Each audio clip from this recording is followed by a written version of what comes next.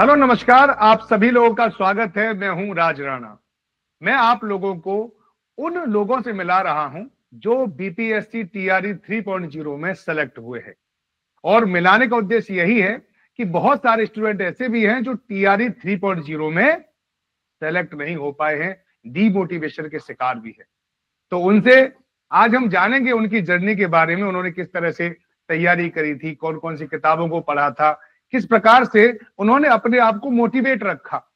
तो वो बहुत सारी चीजें आप उनसे सीख सकते हैं, बहुत सारी बातों को उनसे जान सकते हैं। तो आइए आपको सीधे में ले चलता हूं अपने बीपीएससी टीआरई 3.0 के एक सुपर टीचर से, क्योंकि अब वो सुपर टीचर हो चुके हैं। पहले वो भले ही छात्र थे लेकिन अब वो टीचर हो चुके हैं। अभिषेक सिंह जी, है ना। तो अभिषेक सिंह, यस सर। आपको बहुत बहुत बहुत बहुत कॉन्ग्रेचुलेशन, बहुत बहुत बधाइयां धन्यवाद आपको सर। कि आपका सिलेक्शन हुआ। खैर, सबसे पहले प्रश्न यही होता है कि आपको कैसा फील हो रहा है। सर ऑब्वियस बात है कि जब आप कोई भी जॉब अचीव करते हैं तो वो निश्चित रूप से आप कोई आपके लिए कंटेनमेंट की बात होती है। तो निश्चित रूप से कंटेनमेंट फील हो रहा है, अच्छा लग रहा है। थोड़ा सा अभिषेक सिंह, आप अपने बारे में बताइए, अपने थोड़ा बैकग्राउंड के बारे में, अपने थोड़े सोशल इकोनॉमिकल, अगर आप बैकग्राउंड के बारे में बता सकते हैं तो वो बताइए थोड़ा सा बच्चों को या व्यूअर्स को। सर जहाँ तक बैकग्राउंड की बात है तो मैं एक पहली बात तो मैं एक रूरल फैमिली में रहता हूँ, जहाँ पे मेरे मम्मी पापा और भाई बहन है। तो मेरी दो बहनों की चूंकि शादी हो चुकी है। भाई मेरा छोटा है, अभी वो ग्रेजुएशन कंप्लीट हुआ है उसका। और शुरू से पढ़ाई लिखाई की सारी जिम्मेदारी मम्मी पापा का यही मानना रहा है कि वो मेरे ऊपर ही है। मैं मुझे ज्यादा लेके वो लोग आश्वस्त रहते थे कि एक दिन जरूर जॉब मिलेगी, मेहनत करता है। और जैसा कि डिप्रेशंस भी आते हैं हर बार जब आप बैग लेके एग्जाम देने निकलते हैं, तो काफी फ्रस्ट्रेशन भी होता है, घर वालों को उम्मीद भी होती है। और हर बार ये रहता है इस बार। तो उस चक्कर में काफी सारा इशू भी होता है, बहुत ज्यादा स्ट्रेस भी होता है। लेकिन फाइनली जब आपका रिजल्ट आपके हित में आता है, तो फिर वो जो घर वालों या जो भी आपके चाहने वाले मानने वाले हैं, उनके चेहरे पे जो कंटेंटमेंट का भाव होता है वो देख के रिलीफ भी फील होता है। कहीं ना कहीं हर कोई जो आपसे जुड़ा है, जो आपको मोटिवेट करता है, जो जो आपके लिए प्रे करता है, उन सभी का योगदान कहीं ना कहीं है। तो इसके लिए मैं सबका ही आभार करूंगा, और स्पेशली जो मेरे दिल के बहुत करीब है। ऐसे लोगों के बिना तो फिर कोई जर्नी पूरी नहीं हो सकती सर। और उन टीचर्स का भी, जिनसे मैंने थोड़ा बहुत भी कुछ सीखा, वो कहीं ना कहीं हमारे लिए मोरल बूस्टिंग है। और उम्मीद यही करूंगा कि सबकी कृपा बनी रहे। आपने अपनी तैयारी के जब तैयारी पर आप आए या आपने सोचा कि मुझे अब टीचर बनना है, तो उसके रास्ते में बहुत सारी मुश्किलें आती हैं। तो आपने किस प्रकार की मुश्किलों का सामना करना पड़ा आपको इस तैयारी के सफर में? क्योंकि तैयारी करने के बाद ही या सफर पूरा करने के बाद ही मंजिल मिलती है। तो उसके बारे में अगर तो कुछ देखिए, बताना चाहें। 2016 में मैंने पोस्ट ग्रेजुएशन किया। हमारे यहाँ आजमगढ़ में सिवली नेशनल पीजी कॉलेज है, वहां से। और उसके बाद आपको सर याद ही होगा कि 2016 उसी ड्यूरेशन लगभग जो है टीजीटी पीजीटी का फॉर्म आया था। तो हम लोग ओके। उसको लेके काफी एक्साइट थे, मेरी प्रिपरेशन भी बहुत ही अच्छी चल रही थी। तो लगा शायद कि जैसे ही पीजी कंप्लीट होगा जॉब मिल जाएगी। और प्रिपरेशन अच्छी चल रही थी, जैसा कि मैं अगर मतलब कि स्कूल के ठीक ठाक अच्छे अच्छे स्टूडेंट्स में से था। तो मुझे लगा कि प्रिपरेशन भी सही जा रही है, तो हो सकता है। लेकिन चूंकि उसका एग्जाम कराने में काफी डिले हो गया, फिर कहीं ना कहीं थोड़ा सा प्रिपरेशंस को भी एक डेंट लगा। फिर मैं कुछ दिन इलाहाबाद भी रहा, लेकिन थोड़ा क्रिसिस, जैसा कि इकोनॉमी उतनी स्ट्रांग नहीं थी, तो उसको भी डेंट लगा। और बीच में मुझे फिर बीएड भी करना था। तो वापस मैं गांव आया, मैंने बीएड किया। फिर 2021 में मैं फाइनली सीटेट क्वालिफाई हुआ। और जब मुझे पता चला कि बीपीएससी में वैकेंसी आ रही है, तो मैंने फर्स्ट बीपीएससी 1.0 में तो अप्लाई किया था। एग्जाम के ठीक पहले ये पता चला कि बीएड वाले एग्जाम नहीं दे सकते। तो एक तरीके से वो आघात था, क्योंकि पेपर पास करने से ज्यादा पेपर में अपीयर होना, वो ज्यादा मैटर करता है। क्योंकि जब आप अपीयर ही नहीं होंगे तो पास फेल का तो सवाल ही नहीं पैदा होता। तो थोड़ा पेनिट्रेटिंग था। फिर लगा कि चलो फिर उम्मीद के सहारे दुनिया चल रही है, तो फिर से उन इन ड्यूरेशंस मैंने प्राइवेट कॉलेजेस में पढ़ाया भी। कभी मैंने सैलरी को उतना फोकस नहीं किया सर, क्योंकि मेरा मोटो ये है कि टीचिंग मेरा पैशन है। मुझे पढ़ाने में बहुत मजा आता है, और कोचिंग क्लासेस मेरी बहुत बहुत लंबे समय से चल रही है। जब मैं इंटर में पढ़ रहा था तब से मैं कोचिंग क्लासेस कराता हूँ। तो सर फिर बीपीएससी की तैयारी मैंने 2.0 दिया, और मेरी सच कहूँ तो तैयारी ठीक ठाक अच्छे दर्जे की थी, क्योंकि मैं टीजीटी पीजीटी स्कॉलर हूँ, और उस हिसाब से मेरी तैयारी इस लेवल पे इतनी थी कि मैं आराम से क्वालिफाई कर सकूं। और क्योंकि मेरा ग्रामर पोर्शन बहुत ही अच्छा है, दीपक सर की क्लासेस मैंने ऑन रेगुलर बेसिस अटेंड की है, और मैं पहले से भी ग्रामर पे बहुत ज्यादा ध्यान देता हूँ। तो जब 2.0 का एग्जाम हुआ था तो मैं फर्स्ट श्योर था कि आराम से मेरा हो जाना है। फिर अचानक से कट ऑफ थोड़ी ज्यादा गई, और मैं बहुत हर्ट हुआ कि, लेकिन मुझे कट ऑफ का मलाल नहीं था सर। मुझे ये लगा कि कट ऑफ से तो 10 नंबर ज्यादा मुझे करना था, जितना इजी पेपर था, बेहद आसान पेपर था, और मेरे कैलिबर से मैंने समझा कि बहुत ही आसान है। सर ये कोई गुरूर वाली बात नहीं है, लेकिन वो सच में पेपर आसान था, वो कोई भी देख के कह सकता है। शायद कट ऑफ भी इसलिए ऊपर गई थी, लेकिन हर्ट हुआ। फिर सोचा कि चलो एक और अपॉर्चुनिटी लेते हैं।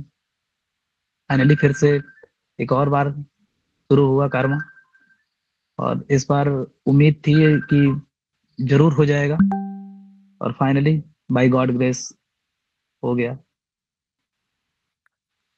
तो आप बच्चों को पढ़ाते थे, और इसका मतलब है कि आप जॉब में थे एक तरह से, स्कूल में भी आपने पढ़ाया, जैसे कि आपने बताया कि जॉब के साथ साथ यस कितना चैलेंजफुल होता है तैयारी करना, ये थोड़ा सा बताइए। क्योंकि सर। बहुत सारे सर मुझे स्टूडेंट लग हैं जो बीपीएससी 2.0 की तैयारी करेंगे और जो जॉब भी कर रहे हैं, कुछ हाउस वाइफ भी है, उनके पास भी थोड़ा सा कम टाइम है। तो आपने कितना कितना टाइम दिया था, कैसे मैनेज किया था, उसके बारे में थोड़ा सा बताइए।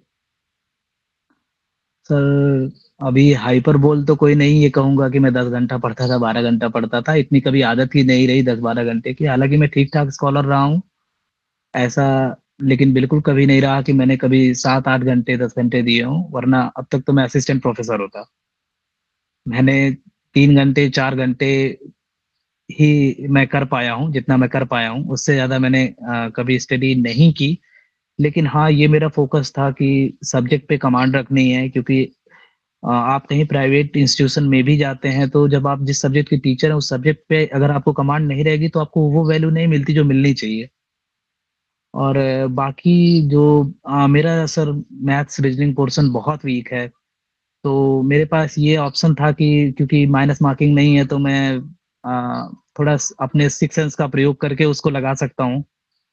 और बाकी एसएसटी में मैंने जैसे आपकी क्लासेस और एक आध दो क्लासेस और कुछ बुक्स का भी सहारा लिया।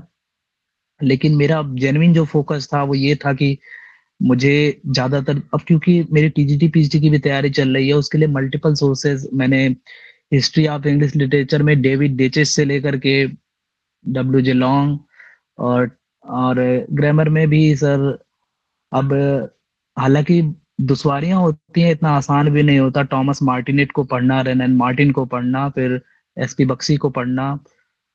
मुझे लगता है कि आप आसान किताबें पढ़ें या फिर यूट्यूब पे जिनके आपको सोर्सेज समझ में आ जाएं, आप कठिन चीजों पे ना जाएं। तो उस हिसाब से तैयारी अच्छी थी, और शायद लिटरेचर के क्वेश्चंस मेरे ज्यादा सही हुए, जो कि टीजीटी पीजीटी की तैयारी करने की ड्यूरेशन वो मेरे लिए हेल्पफुल रहा। क्योंकि वैसे भी मैं नेट की किताबें पढ़ने का मुझे शौक है, तो मैं जेन्युइन ऐसे देखा करता था। वो क्वेश्चंस 2016 से देखते देखते वो कुछ क्वेश्चंस ऐसे आए जो वो दिमाग में ऑटोमेटिक फीड थे, उन्हें मुझे पढ़ना नहीं था। वो क्वेश्चन आते ही मुझे लगा कि मुझे तो ये आ रहा है, मैं आसानी से कर दूंगा। तो काफी बार मैं यूट्यूब पे सुनता रहता हूँ, जैसे शॉर्ट्स वीडियोस हैं वो कान के पास। जैसे कि हम लोग पढ़ते थे सिवली में, तो प्रोफेसर पढ़ाते थे तो लोगों को डॉक्टर मुनीर पढ़ाते थे। पढ़ने की ड्यूरेशन मैं फोन सामने रख देता था, उनकी वॉइस रिकॉर्ड करता था, और रात में सोते समय कान में ईयरफोन लगा के सोता था, वो उनकी वॉइस को सुनता था।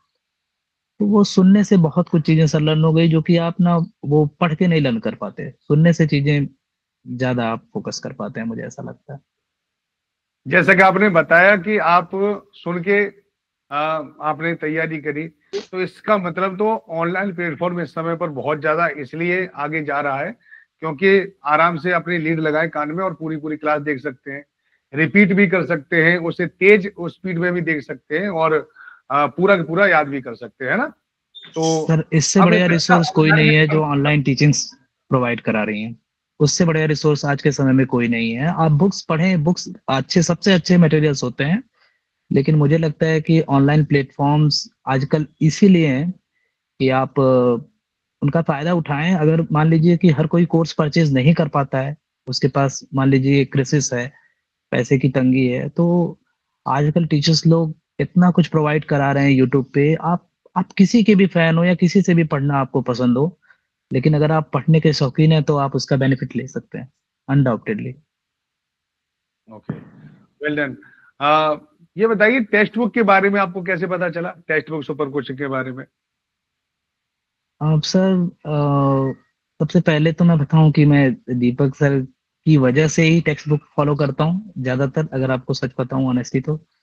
और बेसिकली इसके पहले भी मैं उनकी क्लासेस देखा था। मेरे मेरे एक फ्रेंड ने मुझे सजेस्ट किया था कि इनकी क्लासेस जरा देखा करो, बहुत ही अच्छा। तो मैं ऑनेस्टली कहूँ तो अभी दीपक सर नहीं है, वरना वो हंसने लगते। उनको जब देखा मैंने ऐसे यूट्यूब पे, जेन्युइन एक बार पहली बार देखा, तो मुझे लगा कि ये तो बहुत ही क्रैंकी टाइप के हैं, खड़ूस। अच्छा। तो मैंने एक दो क्वेश्चंस देखे, फिर मुझे लगा कि ये नहीं, मेरे मतलब ये दिखने में ही इतने क्रैंकी हैं, तो फिर क्या ही वो, मैं समझ नहीं पाऊंगा या फिर पता नहीं चीजें मतलब अकॉर्डिंग होंगी नहीं होंगी। फिर कुछ महीने बाद वापस से मेरे दोस्त से मेरी बात हुई, तो उसने कहा कि दीपक सर की क्लासेस देखते देखते मेरी वोकैब बड़ी अच्छी हो गई है। मैंने कहा ऐसा क्या? तो उसने कहा हाँ तुम देखो। तो मैंने जब उनकी दो तीन क्लासेस देखी, तो जैसा कि वो कहते भी हैं कि अगर मुझे जज करना है ना तो एक क्लास में मत जज करो, और ये सच है। जब मैंने उनकी दो तीन क्लासेस देखी, तो वो रिवाइज कर करके ऐसे उसी क्वेश्चन को इतनी बार रिवाइज करा देते हैं ना वो प्रैक्टिस सेट में, तो दिमाग में छप जाता है। वो थियरी पढ़ के भी आप नहीं पढ़ सकते, जितना वो आसानी से वो प्रैक्टिस क्लासेस में बताते हैं। वो बिल्कुल, आप चाहे वो कैप पोर्शन हो चाहे कुछ भी हो, दिमाग में बिल्कुल छप जाता है। और निश्चित रूप से मैं कहूंगा उसका बहुत बेनिफिट मिला। कुछ क्वेश्चंस तो ऐसे थे जो एज इट इज आए थे, जैसा उन्होंने बताया बिल्कुल डिट्टो कॉपी, वो भी वो कैप के क्वेश्चंस, ऐसा लगा जैसे छप गए हो। तो कमाल है, मैं कहूंगा कि उनकी पर्सनैलिटी को थोड़ा सा उनका जो अंदाज है वो सूट करता है, लेकिन बीच बीच में बहुत ही पोलाइट बातें, और उनके जो वन लाइनर होते हैं ना, वो हार्ड टू अंडरस्टैंड होते हैं, लेकिन बड़े मार्के की बात कहते हैं। जैसे वो चाय पिलाने वाली बात कहते हैं ना, कि अब तो आप लोगों ने चाय पी ली, तो फिर वो कहते हैं कि कितना भी पढ़ लो, जिस दिन कहोगे उस दिन चाय तैयार है। नहीं, सुपर कोचिंग टेक्स्ट बुक की सबसे स्टार फैकल्टी है दीपक सर। और इंग्लिश में उनका तो मुझे नहीं लगता कोई तोड़ भी है। और जैसे कि आपने भी उनके बारे में बहुत अच्छी अच्छी बातें बताई, उनका पढ़ाने का यूनिक अपना स्टाइल है, और उसी यूनिक प्रोफेसर स्टाइल से उनके बच्चे बहुत दीवाने रहते हैं उनके। ये है। उनकी वोकैब बहुत वास्ट है, बहुत वास्ट है, और वो इस तरीके से बताते हैं ना कि वो एक शब्द के आप 10 शब्द तैयार कर सकते हैं बहुत आराम से। तो उसका बहुत बेनिफिशियल, क्योंकि सर आजकल आप कोई भी एग्जाम देने जा रहे हैं, वहाँ वोकैब का बड़ा रोल है। वो सिनोनिम एंटोनिम में आता है, वो पैराग्राफ्स में आता है, वो क्वेश्चन की अंडरस्टैंडिंग में आता है। नहीं आता तो फिर आपके लिए पेपर सॉल्व करना तो खासा मुश्किल है। इंग्लिश का मतलब ही बुकैब होता है। अगर बुकैब अगर आप पे अच्छी आती है तो आप बहुत सारी चीजों को कर सकते हैं। तो बुकैब तो यस मोस्ट सर। इंपोर्टेंट होती है। बुकैब उनका कराने का, याद कराने का बहुत ही यूनिक स्टाइल है।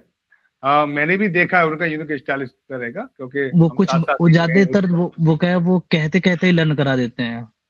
हाँ जी। जैसे वो एक शब्द बोलते थे ना, हंकी डोरी, सब कुछ हंकी डोरी है ना, वो कहते कहते ही बच्चों को याद हो जाता है, चाहे उसका मतलब आए ना आए, सब कुछ हंकी डोरी है, कहने से समझ में आ रहा है कि सब कुछ ठीक है ना। तो ये कमाल है बिल्कुल। उनका। हम्म। अच्छा, तो आपको आपके दोस्त ने बताया था। अच्छा, ये बताओ, कोई आपने कोई टेस्ट सीरीज वगैरह भी कोई ज्वाइन करी थी? टेस्ट सीरीज भी दिया था क्या आपने? नहीं सर, मैंने कोई टेस्ट सीरीज ज्वाइन नहीं करी। मैं सच कहूँ तो थोड़ा सा इकोनॉमिकल क्राइसिस है, उतने पैसे हो नहीं पाते सर, और उसमें काफी कुछ मैनेज करना, ये एग्जाम देना, वहां जाना, ये करना वो करना, और फॉर्म भरने में आप जानते हैं आजकल तो वैसे ही इतना पैसा लग जाता है, तो उतना अफोर्ड नहीं कर पा रहा था। और मुझे लगा कि, और अफोर्ड करने से भी ज्यादा बात ये, मुझे लगा कि यूट्यूब पे फ्री में इतना मटेरियल है, और वो मेरे नॉलेज को इतना सूट करता है कि मैं इतने से भी मेरा काम हो जाएगा।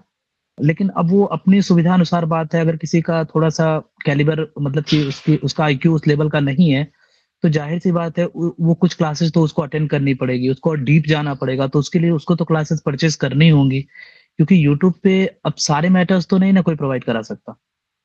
बिल्कुल। अच्छा, जो बीपीएससी 4.0 की तैयारी करने वाले हैं, वो भी 6 to 8 में चाहते हैं कि इंग्लिश के थ्रू हम सक्सेसफुल हो जाए या हमें भी सफलता मिल जाए। उनके लिए अगर आप कुछ कहना चाहते हो कि उन्हें कुछ अपनी तरफ से कोई मोटिवेशन देना चाहते हो या उन्हें कुछ समझाना चाहते हो कि ऐसे तैयारी करो? सर, मैं तो बस यही कहूँगा कि गिरना नहीं है गिरकर सँभलना है ज़िंदगी, रुकने का नाम मौत है, चलना है ज़िंदगी। तो अगर इंसान का इरादा है चलने का, करने का, तो वो सोर्स कोई भी हो, जैसा भी हो, अगर उसने अपना इंटेंशन बना लिया है कि उसे करना है, तो उसे कोई नहीं रोक सकता। बस ये है कि रेगुलर बेसिस पे आप जिसको भी फॉलो कर रहे हो, 10 लोगों को फॉलो करने से अच्छा किसी एक को फॉलो करें, अपना मेंटर बनाएँ और ऑन रेगुलर बेसिस आप थोड़ा-थोड़ा करके मेहनत करें। और सबसे बड़ी बात कि डिप्रेशन, स्ट्रेस बहुत होते हैं। आप किसी के कहने पे मत जाएँ। हर किसी की तैयारी में ये होता है कि 10 लोग ये कहने वाले होते हैं कि तुमसे नहीं होगा। लेकिन आप इसको अपना मोटिवेशन समझें और ये हो कि एक दिन मेरी सफलता आपको जवाब देगी, मुझे कुछ नहीं बोलना। ये सबसे बेहतरीन तरीका है, आपको किसी को आंसर करना है तो। और चुपचाप मेहनत करते जाएँ, शायद आपकी सफलता ज़रूर शोर मचाएगी। बिल्कुल। तो आपने बहुत सारी ऐसी जानकारी दी जो बच्चों को बहुत ज़्यादा अ, उनके लिए बहुत ज़्यादा काम भी आएगी। डिमोटिवेशन से बचने के लिए आपने क्या किया था? कि बहुत सारे बच्चे यही ज़्यादा क्वेश्चन पूछते हैं, सर डिमोटिवेट हो जाते हैं हम क्या करें? जैसे टीआरई 3 में बहुत सारे बच्चों का सिलेक्शन नहीं हुआ, वो डिमोटिवेशन के सर, शिकार हो जाते हैं, तो उन्हें अगर अब क्या कोई करना ये चाहिए? कह अगर कोई ये कहता है सर कि मैं परेशान नहीं होता हूँ या मुझ पे स्ट्रेस नहीं आता है, तो ये झूठ बोलता है। स्ट्रेस तो हर किसी के ऊपर होता है, क्योंकि जब आपकी उम्र बढ़ रही होती है, माँ-बाप आपकी तरफ उम्मीद की नज़रों से देख रहे होते हो कि अब इतनी उम्र हो गई है, कब कमाओगे? कब घर घर का खर्चा उठाओगे? क्या होगा? कैसे होगा? इन फ्यूचर कैसे चीज़ें चलेंगी? तो स्ट्रेस तो देखिए सर होता है, लेकिन डिमोटिवेशन से बचने का सबसे बढ़िया तरीका ये है कि आप अपने स्पिरिचुअलिटी की सुनिए। अगर आपका ज़मीर ये कहता है कि आप राइट ट्रैक पे हैं और आप सही दिशा में मेहनत कर रहे हैं, तो सक्सेस का क्या है, वो आज नहीं तो कल आपको मिलनी ही मिलनी है। और सबसे बढ़िया बात ये कहूँगा कि नेगेटिव इन्फ्लुएंसर से आप बचें। जो भी आपके दिमाग में नेगेटिव चीज़ें डालता हो, उससे आप बात ही ना करें और कोशिश करें कि आप अपने आप को मोटिवेशनल चीज़ों में, अब ये ज़रूरी नहीं है कि आप मोबाइल का 4 मिनट मोटिवेशनल वीडियो देख के मोटिवेट हो जाएँगे। वो सेल्फ मोटिवेशन ज़रूरी होता है, वो आपको अंदर से आना चाहिए कि नहीं-नहीं कोई कुछ भी कहे, मैं सही ट्रैक पे हूँ। अगर आप ऐसा कर रहे हैं और कोशिश ये करें कि जो लोग भी आपको डिमोटिवेट करते हैं, उनसे दूर रहें। चाहे वो आपके रिश्तेदार हों, चाहे वो आपके दोस्त यार हों, चाहे आपके पड़ोसी हों। और वही लोग, सेम लोग जो आपको कहते हैं कि इससे कुछ नहीं होगा, आपकी सफलता पे वही लोग कहते हैं कि हाँ, मेहनती बहुत था, इसीलिए ऐसा हुआ है। तो अभिषेक सिंह, बस बहुत यही बहुत कहूँगा। धन्यवाद आपका हमारे साथ जुड़ने के लिए। आपने बहुत सारी बातें हाँ, साझा करी, आपने अपनी जर्नी साझा करी और बीपीएससी 4.0 की जो भी तैयारी कर रहे हैं, इनसे बहुत कुछ सीखा जा सकता है कि कैसे डिमोटिवेशन पर विजय प्राप्त की जा सकती है, कैसे सही राइट ट्रैक पे चल सकते हैं। और उन्होंने तो आज स्पिरिचुअलिटी की भी बात करी, तो वो भी अगर आप करना चाहें तो कर सकते हैं, जो आपका ज़मीर कहता है, जो आपके अंदर से आत्मा आती है, जिसे आप अंतरात्मा की आवाज़ कहते हैं। तो आपका यस, हमारी पूरी टेक्स्ट बुक फैमिली की तरफ से आपका बहुत-बहुत हमारी तरफ से बधाई है, कांग्रेचुलेशन है। आप ऐसे थैंक ही यू एक सो बहुत मच सर। अच्छे टीचर बने और एक तरह से सुपर टीचर बने, क्योंकि अब बिहार का भविष्य आपके हाथ में है। तो भविष्य को कुछ इस प्रकार से ट्रेनिंग दो कि पूरा देश को गर्व हो। तो थैंक यू सर, आपके ज़रूर साथ हम कोशिश करूँगा। ओके, धन्यवाद। तो इस तरह से हम ओके सर। अभी हमने आपको बात कराई अभिषेक सिंह, जो बीपीएससी टीआरई 3.0 में 6 to 8 में सफल हुए हैं। इनसे आपने बहुत कुछ सीखा। इसी प्रकार से मैं आपके साथ एक और नए ऐसे अ, अभ्यर्थी को लेके आऊंगा जो इस समय पर सुपर टीचर बन चुके हैं। उनसे आप बहुत कुछ सीख सकते हैं और आप भी टीआरई 4.0 में सफल हो सकते हैं। धन्यवाद।